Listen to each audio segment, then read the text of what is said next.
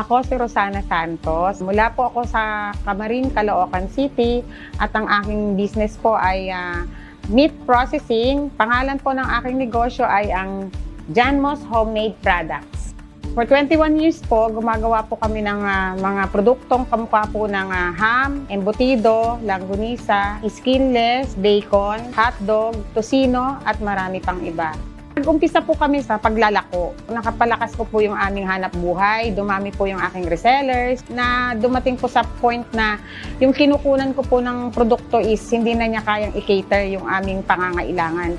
So mula po doon, nagkaroon po kami ng idea na bakit hindi ako gumawa ng produkto namin. Kung kaya nila, kaya ko rin. Napakalaking tulong po sa akin ng K-Co-op.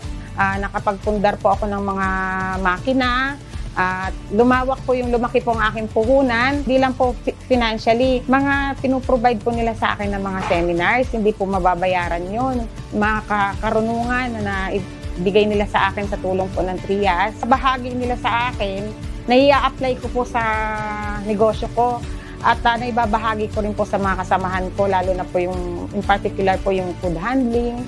Nakapag-provide po ako sa mga kapitbahay ko, nakakapag-create po ako ng trabaho para sa kanila. Karamihan po ng mga resellers ko, mga kaibigan kong mga kababaihan, nabibigyan ko po sila ng hanap buhay. Ang sunod ko pong plano is accreditation po na nagmumula sa FDA. Makapag-put up po ako ng solar panel since napakahirap po ng kuryente. At the same time, nakakatipid ka na sa kuryente, nakakatulong ka pa sa kapaligiran mo.